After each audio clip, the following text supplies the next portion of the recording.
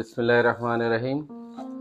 বিসমিল্লাহিল্লাযী লা ইয়াদুররু মা ইসমিহি শাইউন ফিল আরদি ওয়া লা ফিস সামি ওয়া হুয়াস সামিউল আলিম। আল্লাহুম্মা সাল্লি আলা মুহাম্মাদ ওয়া আলা আলি সাইয়্যিদিনা মুহাম্মাদ বিআদাদি কুল্লি দাঈন ওয়া দাঈন ওয়া বিআদাদি কুল্লি ইল্লাতুন নাসিব। আমার আসলে কোনো কষ্ট নাই। আমার কলিজাটা ভরে গেছে। আমার আল্লাহ হায়াত দিয়েছে যে হাসপাতালটা উদ্বোধন পর্যন্ত আল্লাহর কাছে হায়াত পাইছে, এই জন্য আমি শুকরিয়া আল্লাহ। শত প্রতিবন্ধকতার মধ্যে আল্লাহ সম্পূর্ণভাবে সুস্থভাবে পরিপূর্ণভাবে আমাদের হাসপাতালটা চালু করতে পারছি, শুকর আলহামদুলিল্লাহ। আসলে এই আপনারা যে কথাটা আগে বলছে যে গ্রামের এত সুন্দর হাসপাতাল, আসলে গ্রামটাই সুন্দর।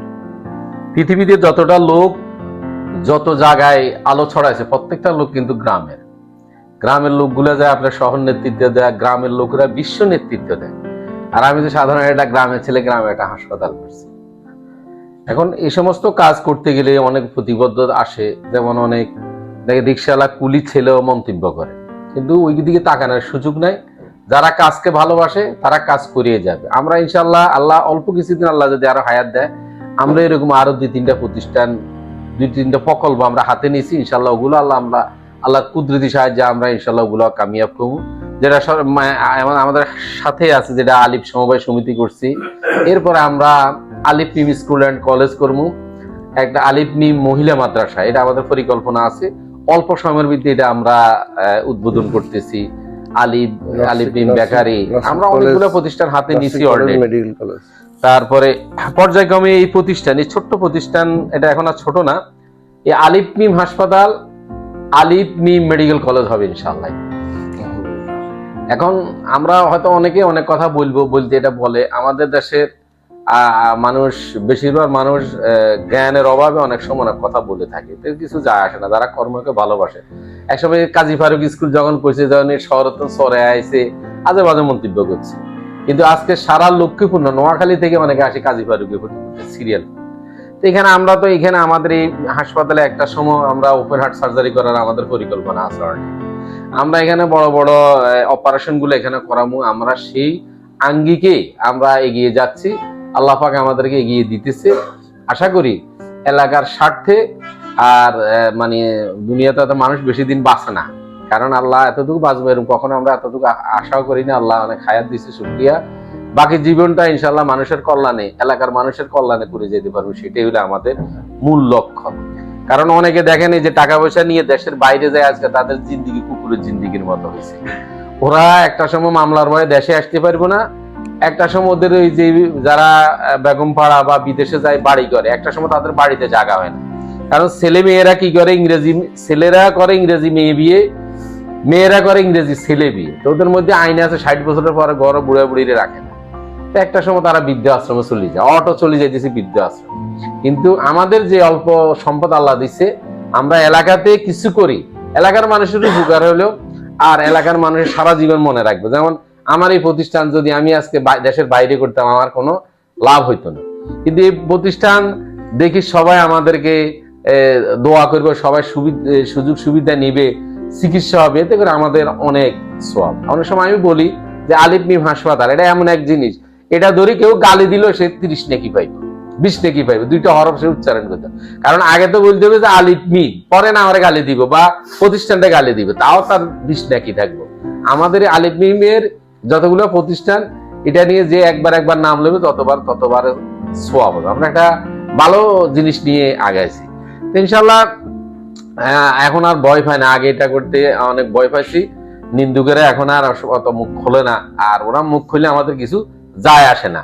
ওরা এখনো রাস্তার ফুটপাতে, চার দোকানে, বিভিন্ন জায়গায়, পূজা মন্দিরে যায় আমার গীবত গায়, এতে করে আমার গুনাহ মাফ হয়। আর আমরা এখন কথা বলি 4 তলা, ওরা এখনো নিচতলা রয়ে গেছে, আল্লাহ আমরা 4 তলা উঠাই দিচ্ছি ইনশাআল্লাহ। আশা করি আগামী দিনে আরো ভালো ভালো পদক্ষেপ নিব আমরা। ভালো ভালো এলাকার উন্নয়ন ছাড়া, আপনি যতই 5 ওয়াক্ত নামাজ পড়েন, হালাল খান, হালাল চলেন, তার চেয়ে বড় ইবাদত মানুষের উপকার করা, অনেক বড় ইবাদত মানুষের উপকার। মানুষের কল্যাণে কাজ না করলে আপনি মনে করেন বড় জান্নাত পাবেন না। জান্নাত পাবেন, কিন্তু বড় জান্নাত পাইতে হইলে আপনাকে মানুষের কল্যাণে কাজ করতে হবে, মানুষকে ভালোবাসতে হবে, এলাকার মানুষকে ভালোবাসতে। কারণ আপনার একজন শত্রু, সে আপনার পাশে, কিন্তু আপনি জানেন না সে আপনার জন্য দোয়া করবে। কিন্তু একজন বড় দানশীলা আছে ঢাকা, এখানে তার যায় না আমাদের 10 জন মানুষ হইলো না, এটা কোনো দাম নাই। এলাকার মানুষ শত্রু হলে এলাকার মানুষ ভালো, কারণ এলাকার মানুষ আপনার লাশটা কাঁদে দিবে, এলাকার মানুষ আপনাকে মাটি দিবে, আপনার জায়নামাজে যাইবে, আপনার তার সাথে এই ঈদের নামাজ করতে হয়, মসজিদে করতে হয়। গ্রামের মানুষ শত্রু হইলে গ্রামের মানুষের ভালো। গ্রাম উন্নয়নের স্বার্থে আমরা মনে করি যে যে যেভাবে আসে, যে আমাদের এলাকার অনেক পয়সাওয়ালা আছে, অনেক নামি দামি লোক আছে, কিন্তু এলাকার কল্যাণে কেউ একটা হয় না। ওই 10 বছর 20 বছর পরে আসে, অনুষ্ঠান একটা করে, আবার কোরবানিদের টাইমে আসে কি করে, একটা বড় গরু জবাই করি, গোস্ত দিলে দুপুরবেলা চলে যায়, আর খবর রাখে না। আমরা ওইদিকে যাবো না ইনশাল্লাহ। আমরা চেষ্টা করছি যে এলাকার মানুষ যেভাবে উপকৃত হয় এই ধরনের কাজ করতে হবে। আমার এলাকা, এটাই আমার সবচেয়ে বড় গৌরব যে আমি এলাকায় কিছু করতে পারতেছি সবাই সাহায্য নিয়ে। আগামী দিনে আরো অনেক প্রতিষ্ঠান আমরা করবো ইনশাল্লাহ। আপনাদের সবাইকে ধন্যবাদ যারা এই ভিডিও দেখতেছেন। আশা করি যে আমাদের যে 24 ঘন্টা এখানে যে মেডিকেল সার্ভিসটা আছে, আমার গাইনি সার্জন, এনেস্থিয়া, আমি 24 ঘন্টা এদেরকে বেতনভুক্ত রাখতেছি। এতে করে আমার লক্ষ লক্ষ টাকা প্রথম দিকে লস হইলেও আমি মনে করি একটা রুগী রাইতে 2টা বাজে এলে সে চিকিৎসা যাতে পায়। কারণ এইটা মাথাতে রেখে, যেমন একটা সিজার, আমি যে কোনো সময় সিজার করতে পারি, আমার সার্জন এখানে আছে, আমার এনেস্থিয়া এখানে আছে, আমার ওটি আছে, আমার নার্স আছে। এরকম সুবিধা লক্ষ্মীপুরে কোথাও নাই। আপনি যেখানে যাবেন রাত্রে রুগী আপনারা লটকায় রাখবো, সকালে তাকে অপারেশন করবো। কিন্তু আমাদের এখানে আমরা 24 ঘন্টা অপারেশনের সুব্যবস্থা রাখছি। যে কোনো সময় একটা রুগী আসবে, আমরা সেখানে অপারেশন করতে পারবো, আমাদের সকল অ্যারেঞ্জমেন্ট আছে। আর 24 ঘন্টা আমাদের হাসপাতাল খোলা আছে। আগামী দিনে সবাই দোয়া নিয়ে আমরা আরো ভালো কিছু করব বলে আমি প্রতিজ্ঞাবদ্ধ বা ওয়াদাবদ্ধ আশা করি। আগামী দিন আসসালামু আলাইকুম ওয়া রাহমাতুল্লাহ।